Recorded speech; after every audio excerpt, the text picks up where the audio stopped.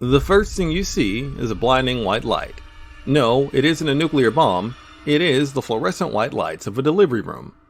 You were delivered safe and sound to two loving parents, one of whom is voiced by a celebrity, into a society that will provide for your every possible need.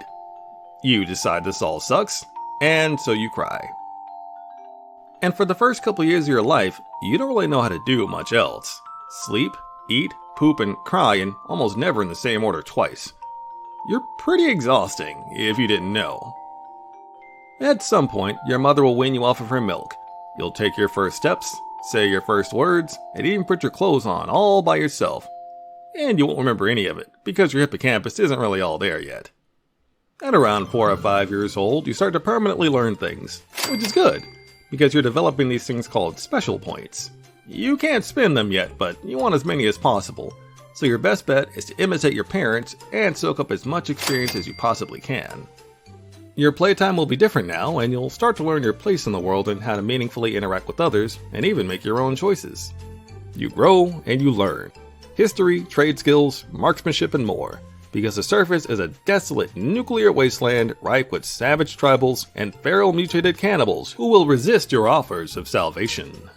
At 16, you take the Generalized Occupancy Aptitude Test and find out what your lot in life is going to be.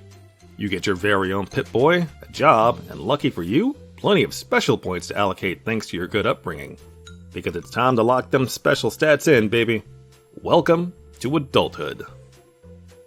Life in the vault has been safe, happy, and routine. Unfortunately for you, you are right on schedule for your mandatory Vault-Tech-approved, life-altering crisis. Maybe your vault reactors have run out of fuel, but there are no fusion cores to power the backups. Or maybe you were grown in a vat, and your parents are actually cleverly disguised as Soltrons who have run out of silicone lubricant. Whatever the case, that giant metal door opens and you step outside into the absolute brightest light you've ever seen. Sunlight. And boy, is there a lot of it. You might be on the West Coast, or maybe the East, or maybe someplace nobody's ever heard of like Louisiana. But this is not Bethesda's story, nor is it Interplay's or Obsidian's. It's yours. And the wasteland sucks everywhere, so it doesn't really matter. You have a handgun, your vault suit, and a backpack with a few days worth of supplies, but not a lot of time. So you get started on your quest to save the vault. You wander around and eventually find a city built out of scrap metal and trash.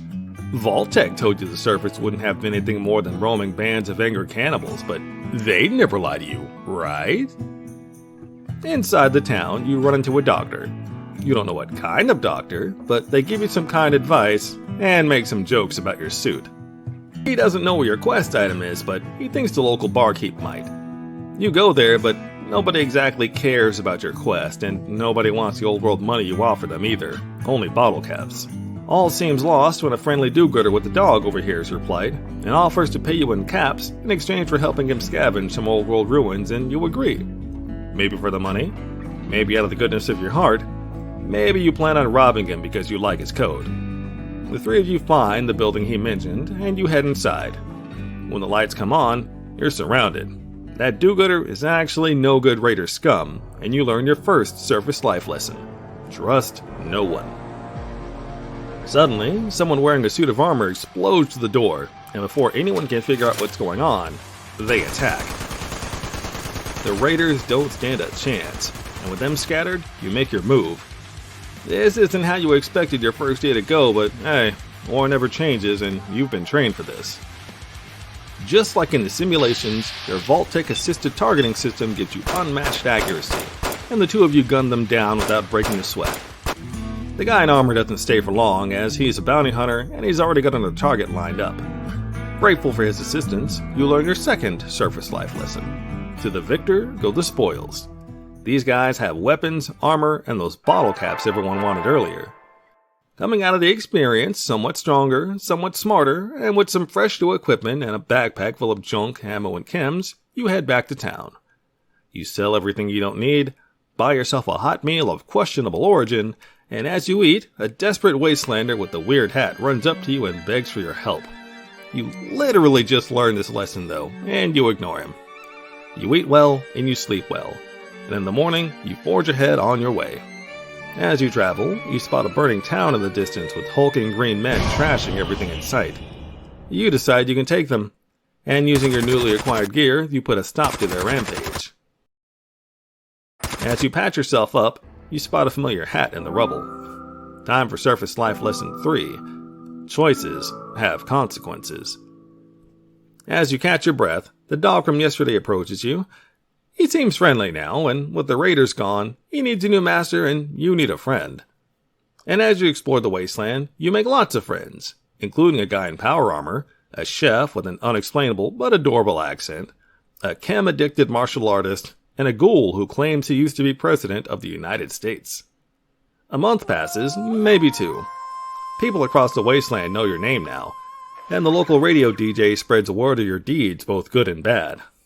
Countless lives are being changed by your actions, for better or for worse, and for everyone who calls you a hero, just as many want you dead. You even run into that bounty hunter from time to time, too. Sometimes he's on your side, sometimes not. That's life in the business, though. Nothing personal. One day, your quest item is finally within reach, but the only way you're going to get it is if you side with one of the local warring factions or go rogue and take it for yourself. They're fighting over... Actually, you don't know, and it doesn't really matter, because when the smoke clears, you finally get your hands on the thing. And so, you bid your friends and dog farewell and head home. They welcome you back with open arms. There's none of that you're a hero and you have to leave bullshit. They throw you a party. But as happy as things are, the walls of the vault feel stifling now, and your home feels so small. Try as you might, with every passing day, this place feels less like home and more like a tomb. You've been to so many places and seen so many things, and that's all changed you. Maybe you don't belong here anymore after all. Your father pulls you aside one day and tells you a tale about the time he had to leave the vault. He won't bore you with the details, but he understands how you feel, and he and your mother approve of what you want to do. And so, the vault doors open one more time, and with the camp kit in hand, you leave and don't look back. You find yourself a nice patch of land without too much radiation and next to no feral ghouls, and start yourself a settlement. Adventure calls now and then, but no matter how far you go, this crappy little farm is your home now. Your old friend the bounty hunter stops by from time to time too. He's still an asshole, but underneath the helmet, she's kinda your type. You get married, you start a family. And as years pass, all kinds of people that you've helped join your settlement, even a couple of vault dwellers. And your settlement grows into a village, then a town, then a city. Danger and even war come to your city time and again, but just as the nature of war never changes, neither do you. With you handling business, the entire region prospers like never before. And for a long time, life is good.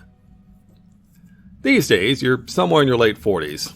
Not that you ever have the time to look, but you barely recognize yourself in the mirror. Your hair is thinning and turning gray. The rad swarms hit harder, and the stim packs don't seem to work quite as fast anymore. Your stats are all pretty high, but it seems like every time you turn around, you've got a new debuff. And there's always another threat. A Deathclaw, a Mirelurk swarm, or a new band of raiders looking to cause trouble. And you're more relying on that to make up for your slowing reflexes. You always manage to come out of these fights on top, but one of those raiders scored a lucky hit on you last time and someone lived to tell the tale. Before long, word gets around and every idiot with a gun starts eyeing your spot on top. You're not untouchable anymore, and everyone knows it. And from here, every day just gets a little bit harder. But you're in your 60s now. You've lived a life longer than most on the surface, including most of your friends. You never got a chance to mourn them either, not really, because the wasteland never lets up, and even though you're old now, there's always another settlement that needs your help. Thankfully, you can always count on your son and your grandkid for backup. One day, a group in matching outfits comes to your town brandishing weapons and making demands. It's been a long time coming, but a rival warlord is making his move, and his men demand your tribute or your head. And you? Well, you do what you do best. You win the fight, but this time it's close. Like, way too close. If not for your grandkid's quick wits and sharp aim, you'd have been a goner. You don't want to admit it, but you know the truth. This was your last hurrah. And so, after over 40 years of fighting, you retire. You are officially too old for this shit. You don't go on quests anymore, you give them out, and your only daily quest is to chill. One day, you call over your granddaughter, and you hand her your Pip-Boy and your gun. It's her turn now. You trained her yourself, so you know she'll be okay, but you don't know whether or not she'll become a hero or a tyrant. That's her choice, though. You've done your part, and it's time to rest and enjoy what time you have left. She gives you a solemn look and vows to make you proud. In return, you ask her to remember one last thing before she leaves. War never changes. But hey, you've got this. I believe in you.